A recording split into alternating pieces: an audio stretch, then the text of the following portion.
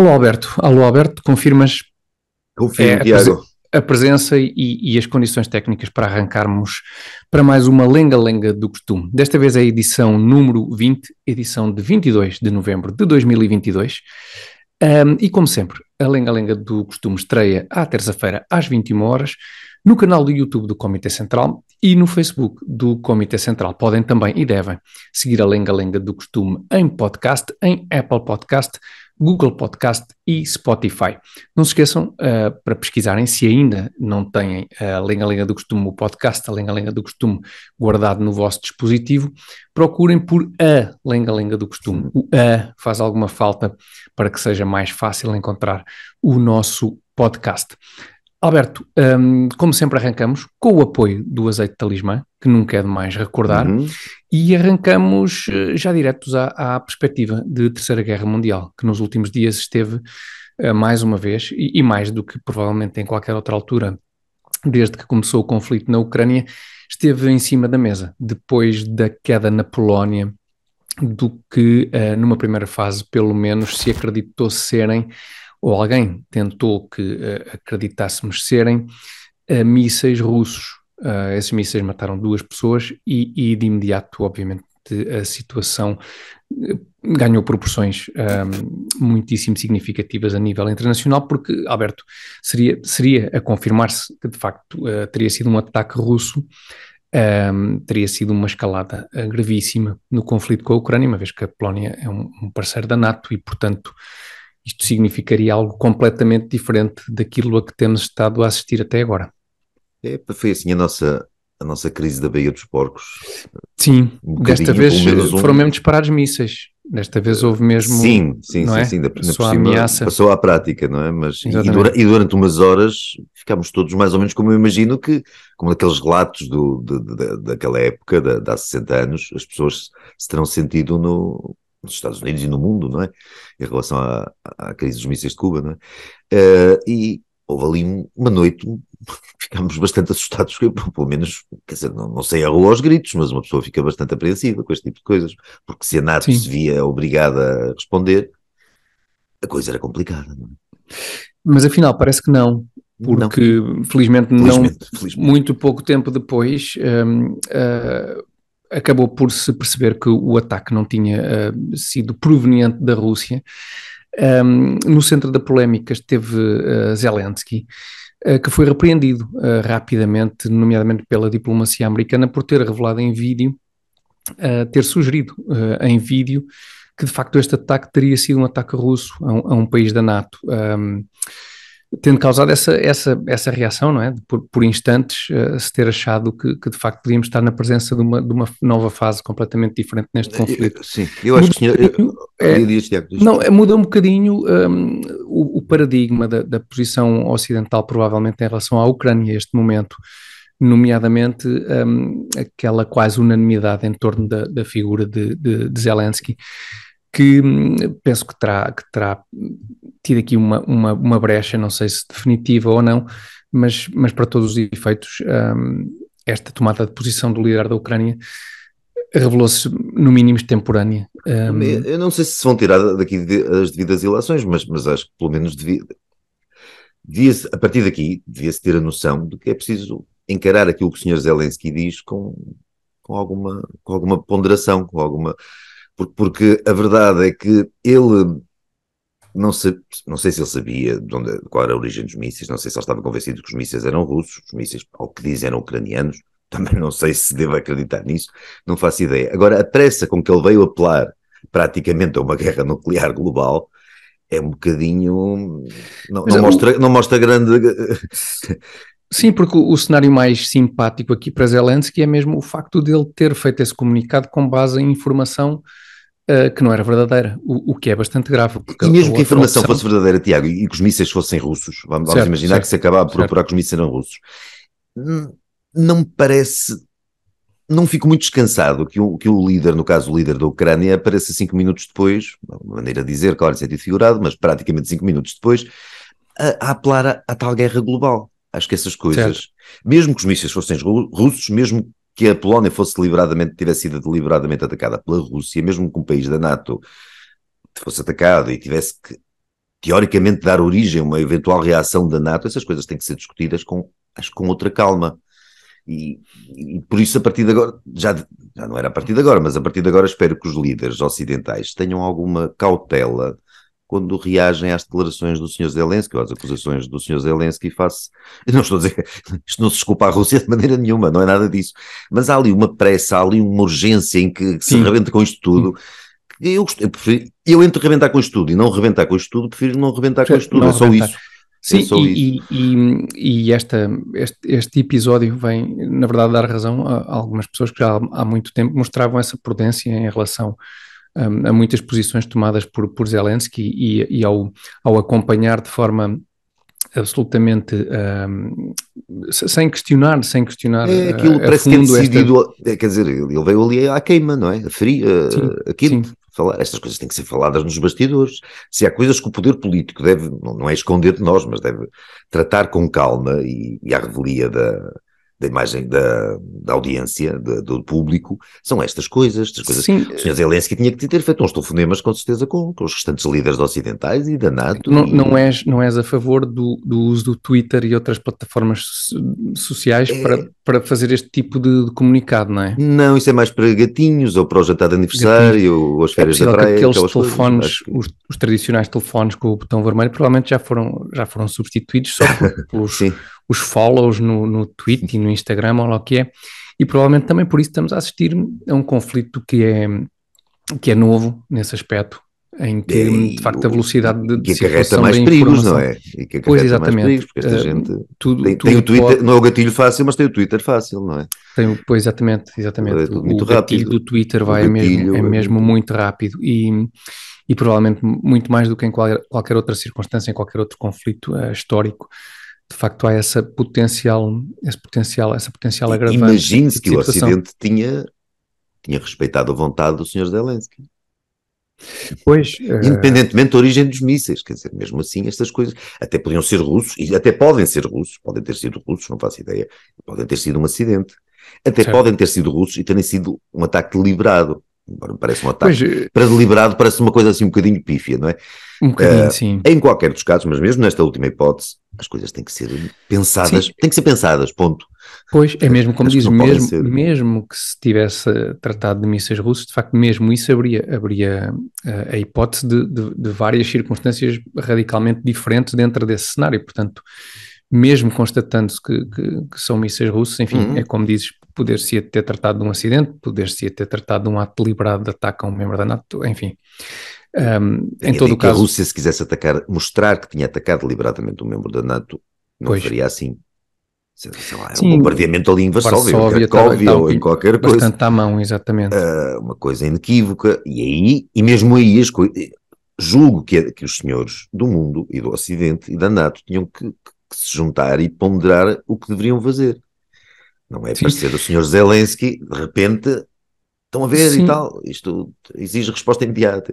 Exatamente, e mesmo os Estados Unidos foram bastante perentórios, até, confesso que demonstra alguma surpresa por isso, e Joe Biden estava acordado e tudo, e até terá também reagido a esta situação. Sleepy Joe estava acordado. Foram acordá-lo provavelmente, e de facto por uma vez, e apesar dos Estados Unidos nos últimos meses terem canalizado verbas significativas para a Ucrânia, parece que de facto este incidente poderá, vamos ver, gerar aqui uma nova fase no relacionamento entre o Ocidente em geral e a Ucrânia. Nós tínhamos que falar necessariamente sobre este tema, Alberto, não era especialmente do nosso agrado, porque queremos falar do que realmente importa nesta fase, é importante, claro. Que é o Campeonato do Mundo no Qatar, e portanto queríamos despachar esta questão da potencial Terceira Guerra Mundial rapidamente, para irmos para a bola, que se estiveres de acordo, Alberto, sendo o segundo tema da semana, avançamos já para ele, o que é que parece? Vamos lá. Vamos à bola. Isso é que importa. E cá estamos, despachado o tema da Terceira Guerra Mundial, vamos então falar do que importa, o Mundial de Futebol do Qatar 2022. Alberto, a tua caderneta está quase concluída, tens seguido com muita atenção todos os jogos do certame, estou certo que sim, e temos seguido também com muita atenção as últimas declarações do presidente da FIFA, que nos últimos dias veio dizer que, por exemplo, que a Europa devia pedir desculpa durante os próximos 3.000 anos pelo que fez no passado, isto referindo-se ao regime, obviamente às críticas apontadas ao regime do Qatar, e depois disso veio já dizer também este senhor chamado Infantino, com declarações, enfim, que acho que tem o seu quê de infantil, veio atribuir o Mundial à Coreia do Norte. Disse ele, e passo a citar: queremos juntar as pessoas. Fim de citação. Como eles fazem, aliás, lá na Coreia do Norte. Também juntam. Também juntam, sim, nomeadamente aquelas pessoas que dizem coisas desagradáveis até os campos de concentração. Portanto, concentram as pessoas, precisamente, para concentrar. Portanto, deve ser certamente o tipo de reunião que o Sr. Infantino mais aprecia, essa em que as pessoas estão mesmo muito concentradinhas, muito reunidas. Bom, portanto, Alberto, a FIFA não mostra propriamente arrependimento pela organização do Mundial no Qatar. O Mundial avançou com bastantes manifestações de protesto um pouco pelo mundo fora. O que é que tu achas sobre este ponto em particular? Porque eu acho que isto encaixa um bocadinho numa lógica mais lata, digamos, neste espírito até um bocadinho woke. Estas declarações do Sr. Presidente da FIFA, que diz que a Europa devia pedir desculpa para os próximos 3.000 anos. Pedir desculpa porquê? Em relação às críticas feitas ao Qatar. Exatamente. A escolha do Qatar. Eu acho que o argumento dele é que a Europa, os povos europeus, nomeadamente naquelas fases da história da Europa em que vários países da Europa se expandiram para outros locais do mundo, os povos europeus terão incorrido em práticas condenáveis. E, portanto, este senhor é da opinião que por força desse passado, a Europa se deveria estar a desculpar ao Qatar e a outras regiões do mundo por aquilo que andou a fazer. E, portanto, assim, relativizando o que se passa no Qatar, o tipo de regime que existe no Qatar. Mas ninguém entregou a organização de mundiais de futebol a regimes europeus daquela época, não é?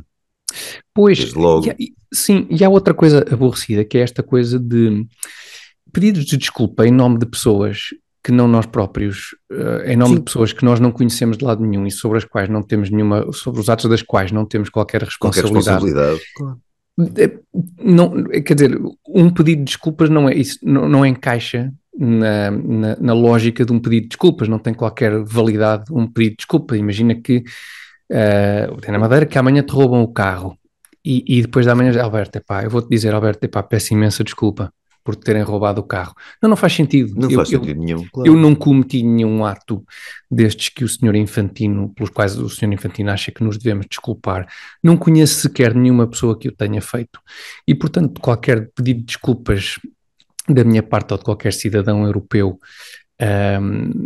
3.000 anos depois, ou 500 anos depois, ou 250 anos depois do que eventualmente os povos europeus possam ter feito noutras partes do mundo, obviamente não faz qualquer sentido. O senhor Infantino, lá como é que o homem se chama, tem que desculpar, tem que arranjar maneira de, não é legitimar, mas tentar legitimar o facto dele e de todos os outros senhores da FIFA participarem em atos de corrupção, que são mais ou menos sabidos, toda a gente, e esta história do Qatar e dos países anteriores que organizaram os mundiais anteriores, é apenas mais um capítulo a acrescentar a este. Sim, esse histórico já é longo. É? A Rússia organizou o Mundial há 4 anos, não é?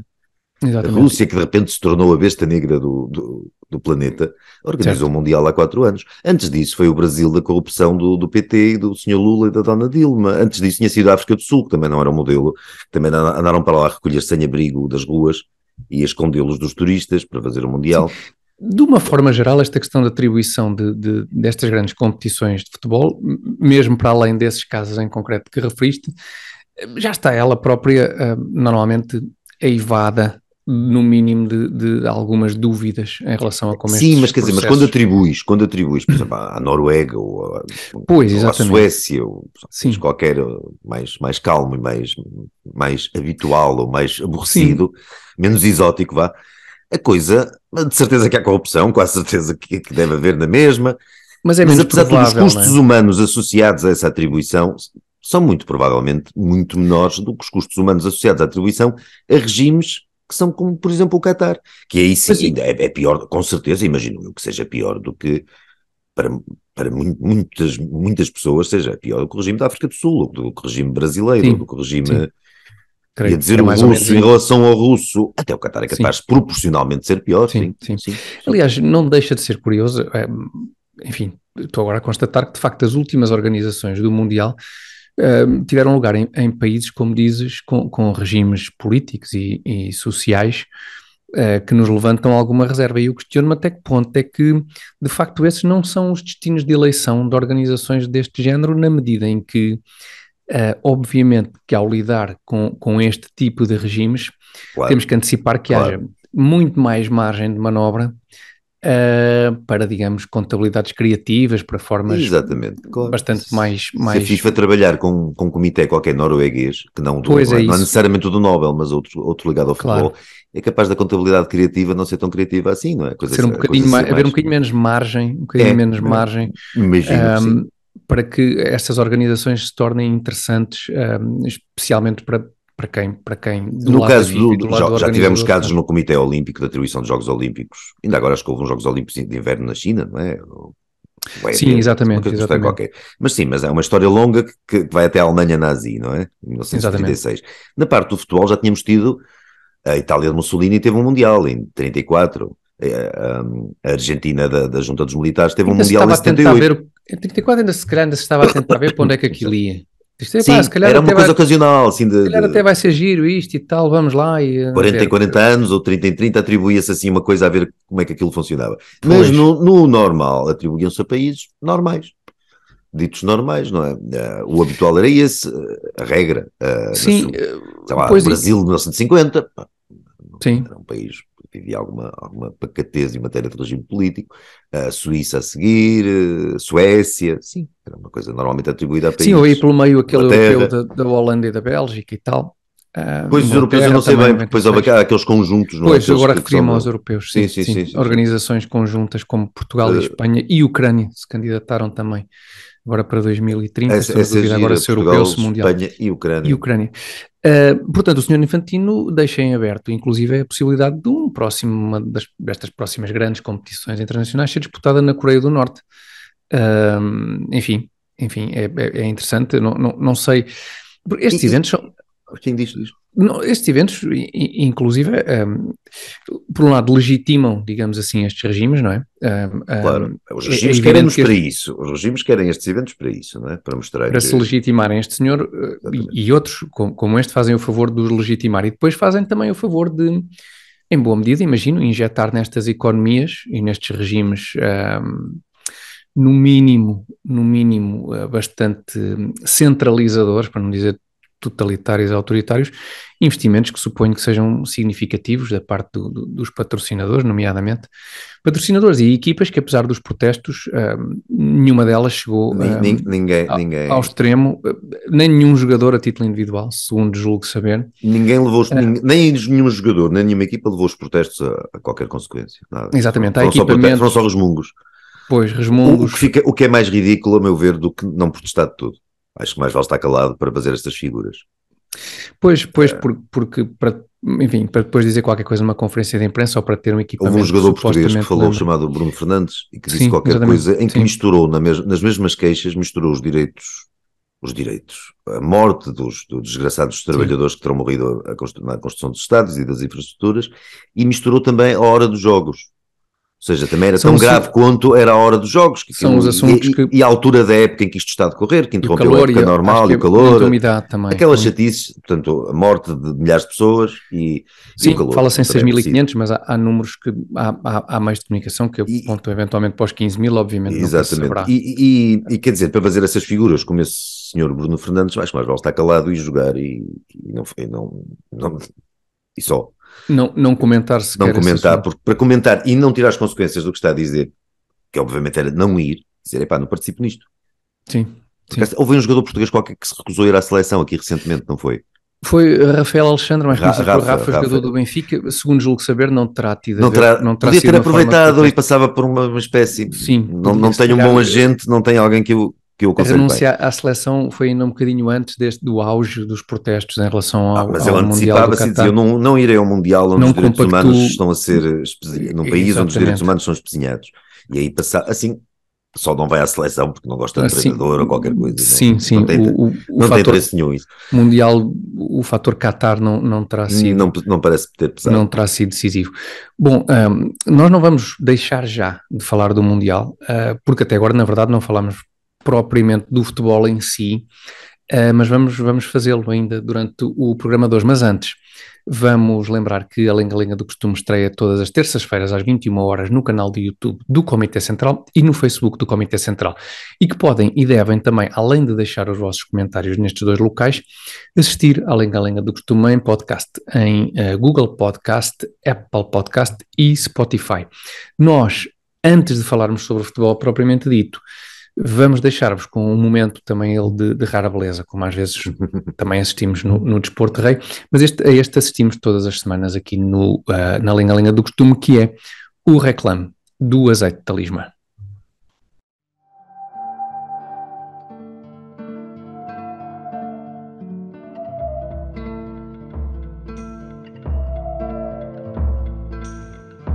Campo sábio, ninho de raízes seculares, tu que vês fonte em cada socalco vivo, tu que há tanto hospedas a grande ousadia desta pequena árvore, deixando-a crescer escondida, sentindo-a maturar ao sol, lembra-te como no seu fruto abunda o néctar que alumiou dinastias e condados, serviu impérios e califados, nutriu nobres e pastores, saltibancos e trovadores.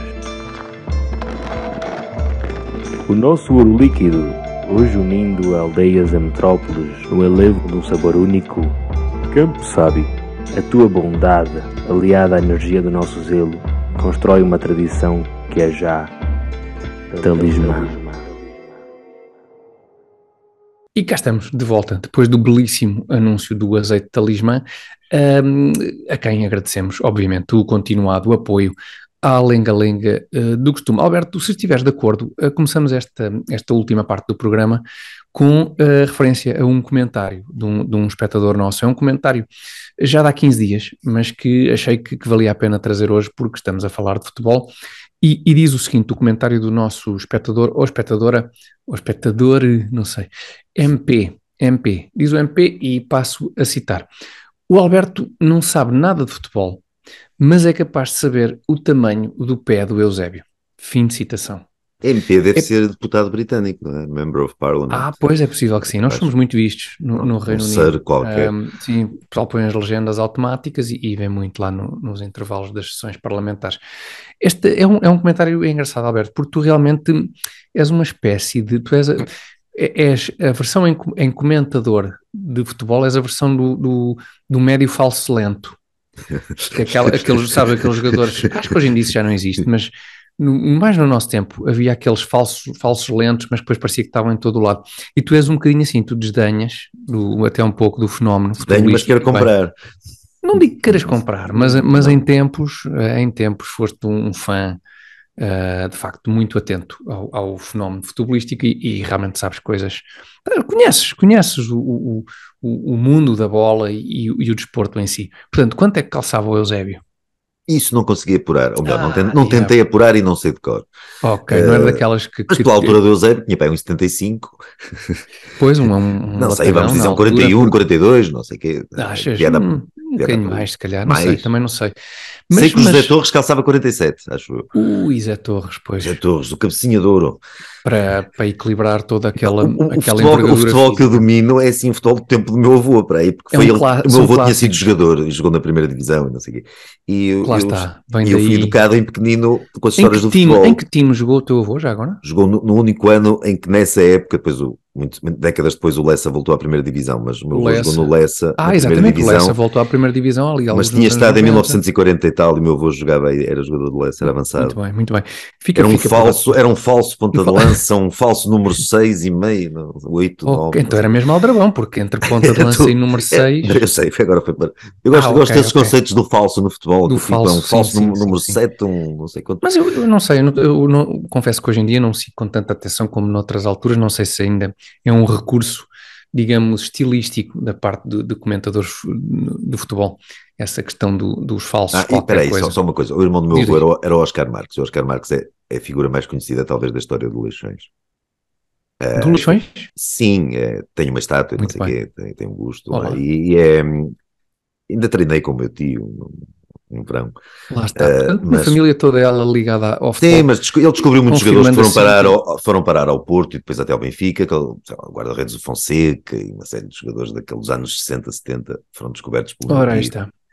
Confirma-se, portanto, a ligação. Era uma figura gira. Mas gosto de futebol. Não sei nada do futebol atual. Eu sei o nome de 2 ou 3 jogadores do Porto, do Benfica, ou assim, isso não ligo.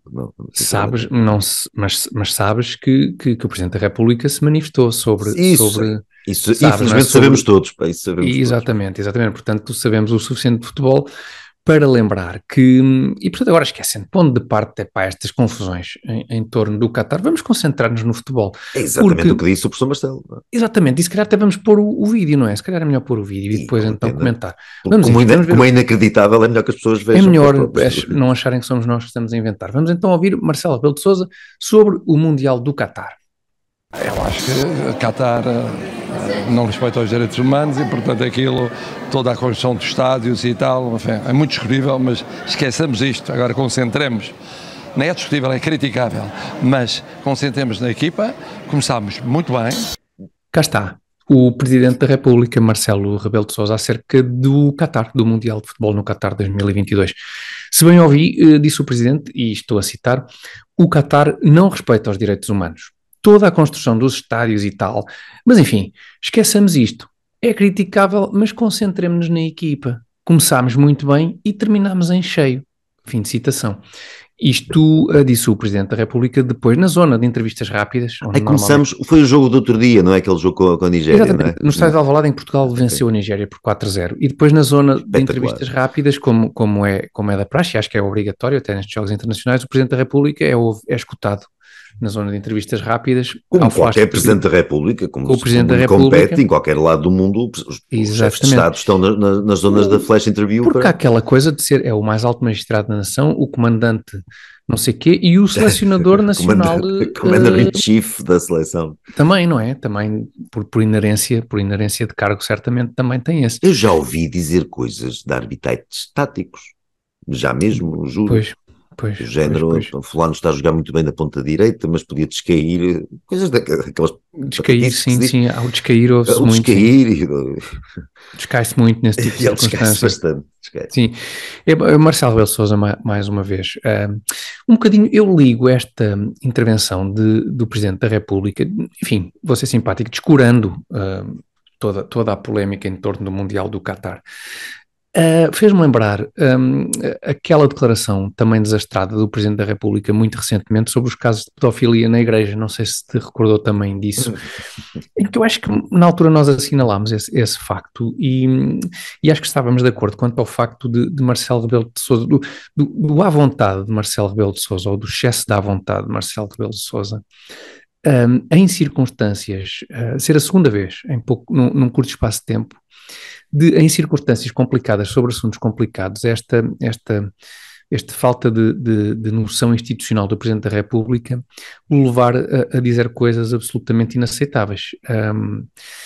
Não sei, parece-te este o problema, Alberto? Parece-te que, ou em contrapartida, achas que esta é a opinião da generalidade dos portugueses, nomeadamente, e, portanto, nessas circunstâncias isso não se revestiria de qualquer gravidade. Acho que em última instância é a opinião da maioria dos portugueses, sim. Certo. Quer dizer, podem ter morrido 6 mil e tal trabalhadores, podiam ter sido deliberadamente fuzilados 50 mil pessoas, 50 mil cidadãos no Qatar, ou imigrantes, ou qualquer coisa, que o português comum, médio, começa a rolar ao primeiro golo do Ronaldo, ou de não sei quem, a favor de Portugal, e começa a rolar a bola e ninguém quer saber disso para absolutamente nada. Agora, uma coisa é o cidadão comum, outra coisa é o chefe de Estado, é o Presidente da República, certo. E o Presidente da República devia ter noção do seu cargo e devia ter noção daquilo que diz. E o professor Marcelo não tem noção nenhuma do cargo e não tem noção nenhuma daquilo que diz. Acho eu que ele não tem noção, eu espero que ele não tenha noção daquilo que diz, certo. Porque se ele diz aquilo com noção do que está a dizer, o caso é mais grave, não é? Eu prefiro desvalorizar competências intelectuais ou mentais do professor Marcelo. Sendo que em qualquer um dos casos, mesmo nesse mais simpático, digamos assim, não ficamos propriamente descansados em relação à forma como o Presidente da República representa. Embora isso, que vou dizer, não comprometo a lenga-lenga do costume como um todo, mas o professor Marcelo, ninguém leva aquilo a sério, ninguém quer saber do homem para nada, nem da função que ele desempenha para absolutamente nada, acho eu. Quer dizer, se houvesse eleições amanhã, ele provavelmente ganharia as eleições por inércia. As pessoas nem têm meio noção daquilo que ele diz, nem pensam nisso. E então vão votar naquele homem que anda lá de cuecas a tirar selfies lá no... E nas flash interviews dos jogos da seleção. E nas flash interviews dos jogos da seleção. Para talvez reforçar um bocadinho a eventual gravidade disto, aparentemente não haverá nenhuma reserva, penso eu, institucional, pelo menos até o momento não tive conhecimento disso, em relação à ida do Presidente, do Primeiro-Ministro e do Presidente da Assembleia da República ao Qatar. Achas que isso valida, é uma forma de validar o regime do Qatar, de compactuar com o regime do Qatar, ou, por outro lado, e numa perspectiva completamente diferente, e como defendia o Presidente da FIFA, é querer juntar pessoas e convívio? O que é que tu valorizas mais nestas, ou de que forma é que analisas esta situação nestas duas vertentes? Não me ocorre nenhuma piada. É evidente que a ida mas eu estava a falar mais ou menos vou falar a sério, portanto vou falar a sério, quer dizer, é evidente que a ida do professor Marcelo e do Dr. Costa e lá do Dr. Santos Silva e de quem mais calhar a ida, ainda por cima às nossas custas para o Qatar, claro que é legitimar o regime. Claro que é uma legitimação do regime. Eles não vão lá para legitimar o regime, eles não querem especialmente legitimar o regime do Qatar. Eles querem mostrar, querem ir, vão dar um passeio, querem mostrar aos portugueses que estão com a seleção, porque isso parece que é positivo, passa uma imagem positiva, ou a maioria dos portugueses acha que é importante os nossos políticos, as nossas figuras institucionais estarem com a seleção da bola, por algum motivo isso acontece, e eles vão por isso. Também nem acho que seja uma oportunidade de ouro de ir, aquela coisa um bocado populista, assim, um bocado Parque Maer, eles querem passear, querem ir ao Qatar. Quer dizer, quem é que quer ir ao Qatar e para ver um jogo da bola especialmente? Eu não ia nem que me pagassem por cima quentinho bastante. E de umidade 80% ou 90%, porventura. E conviver com uma gente que deve ser, com aqueles líderes de lá, que deve ser uma gente absolutamente repulsiva.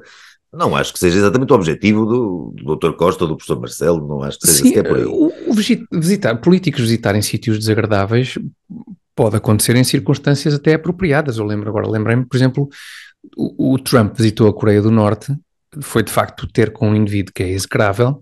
Com uma finalidade política, portanto pode-se ir a sítios execráveis, reunir com sítios execráveis, e aqui até já falámos também da Coreia do Norte a propósito da FIFA.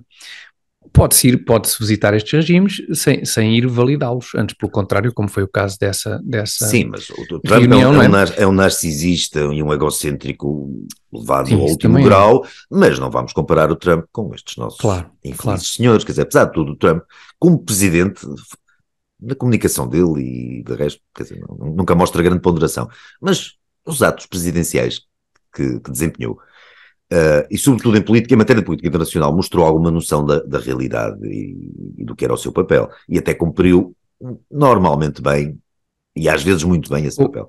Sim, até normalmente bem em alguns casos. Pobre eu desviei o assunto, não era a minha intenção desviar as intenções do Presidente da República, mas ocorreu-me esse caso exemplificativo de como visitas a Estados... mas não um passeio, mas não foi um passeio turístico, foi como o Nixon foi à China, quer dizer, por exemplo, não é? Pois, não, imagino que o Marcelo Rebelo de Sousa pudesse, imagina que ele agora chega ao Qatar e dá uma descasca lá manda naquilo que eu peço desculpa, mas não sei. Seria a coisa mais improvável de sempre, mas aí justificava-se a viagem, com certeza. Na tribuna presidencial do lado do maior estádio deles, uma grande descasca. Aqueles puxões. Achas que o Marcelo vai cumprimentar os responsáveis do Qatar com aqueles puxões como ele fez ao Trump e faz ao Pedi, também ao Pedi? Achas que é possível isso acontecer ou não? Não, vai tratá-los com o maior respeito e a maior reverência. No Egito, aquela coisa que pegou no Egito que era tirar abaixo, sabes? Não. Eles iam correr na rua, uma espécie de apanhado em protesto contra o regime. Pessoas de cara tapada corriam na rua e derrubavam peço desculpa, mas não sei o nome técnico daqueles turbantes que eles usam na cabeça, símbolo de ser um membro do clero. Se calhar o Marcelo também vai lá ao Qatar e dá um tapinha, Dá ali e aquela roda salta, e aquela roda que prende o género do turbante salta, não sei. Isso era giro, mas imagino mais o professor Marcelo abraçar-se lá aos teocratas do Qatar, se Portugal marcar um golo, e se calhar um dos teocratas lá estar ao lado dele. Pode ser um azar, pode ser ele abraçá-lo felicíssimo por cima do sangue lá dos desgraçados milhares de trabalhadores que morreram a fazer aquilo e dos escravos que aquilo mantém todos os dias. Não foi só para os estádios de futebol. Não. Aquilo é uma ditadura, pelos vistos, medonha. Não foi descoberto agora que era uma ditadura medonha, já era uma ditadura medonha, mesmo sem Mundial de Futebol. E é evidente que nenhum líder que se preze deveria ir lá apenas para prestar apoio a uma seleção da bola, cuja importância, peço desculpa aos adeptos, não é nenhuma. Não é nenhuma, quer dizer, para o mundo, para as grandes coisas do universo, para as grandes... Escapa-me a palavra. Questões do universo, as grandes... Não era questões, estava a procurar outra palavra.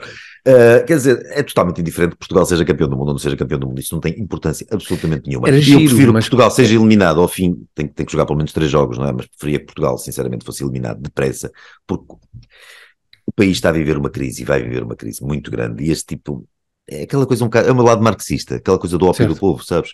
Não é religião, é mesmo em Portugal, é mesmo a bola. E quanto mais a seleção tiver sucesso, mais o poder político vai aproveitar isso para distrair as pessoas daquilo de que não deviam estar distraídas. É isso. Portanto, mas eu agora não consigo tirar da cabeça... 5-0 seguidos nos 3 jogos.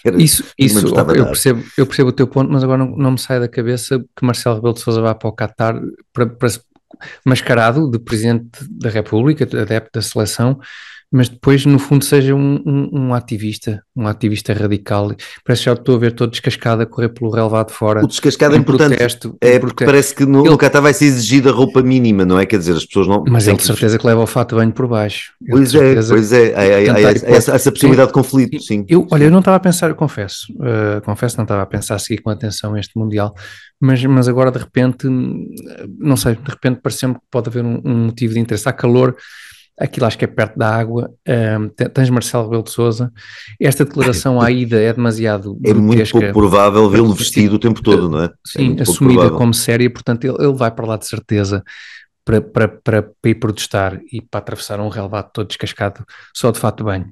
Ou só com a toalha. Assim, fazer só com a toalha. É uma possibilidade, e isso dar origem a um incidente diplomático qualquer, tenha a sua piada e tal. Isso era de facto muito engraçado e é com outro ânimo. É com outro ânimo que de repente passei a encarar o Mundial do Qatar 2022. Sim, pode ser que na bola não estou a par, mas aquilo parece... Sinceramente, não acho que é futebol que se vai jogar. O que é que perguntaste? Desculpa, não percebi. Não, em relação ao futebol jogado, não me parece que aquilo vai ser assim uma coisa esplendorosa, não sei. É capaz de ter um bocadinho de calor, que seja desagradável e não sei. Os grandes craques estão um bocado velhos, não é? Não está assim famoso. Pois, fim de geração, Cristiano Ronaldo chamou a atenção para isso também na sua entrevista.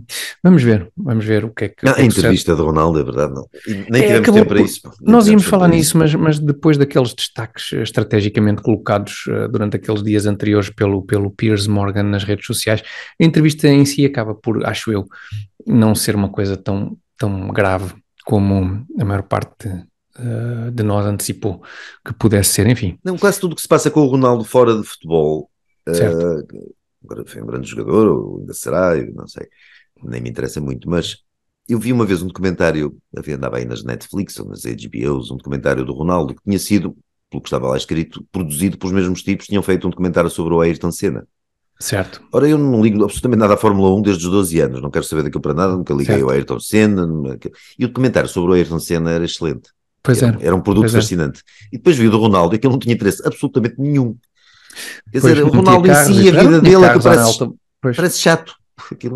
Carros devia ter, não de Fórmula 1. Tinha carros, sim, com certeza. Tinha esse ponto em comum, aliás. Tinha carros, e lembro lá de uma jantarada com os tipos e o Jorge Mendes a fazer um discurso e não sei o quê, mas aquilo era assim uma coisa muito apagadita, não tinha interesse absolutamente nenhum. E o do Senna, sem me interessar nada a figura do Senna, o documentário era bom. Ou seja, há vidas de consumo E há vidas das quais é muito difícil extrair sumo, deve ser por isso, em casa do Ronaldo só se bebe água, mas este trocadilho não funciona. Mas pronto. Não, mas atenção, ou então falta de mérito, enfim, vamos esperar por novos documentários, porque de certeza que ainda muita coisa, lá está, muita água irá correr em casa do Ronaldo e também por baixo de pontes e assim. E pronto, e o Mundial... Se houver água temos lá o Marcelo. Se houver, exatamente, sim. Portanto, o Mundial está a decorrer, vamos continuar a acompanhar a competição com muita atenção e Alberto, e para a semana voltamos a estar cá, às 21 horas, no canal do YouTube do Comitê Central e no Facebook do Comitê Central. Não se esqueçam também de seguir a Lenga Lenga do Costume em podcast, em Apple Podcast, Spotify e Google Podcast. Como sempre, agradecemos o apoio do Azeite Talismã, inestimável apoio. Muito obrigado, Alberto, sendo assim, até para a semana. Até para a semana, Boa noite a todos. Obrigado. As a child at school, I was bullied because I had red hair and I had these red, how do you call them? Freckles. Sorry? Freckles. Freckles. You see, I don't even know the term. So I was bullied, of course, for that. Plus I was Italian, so imagine.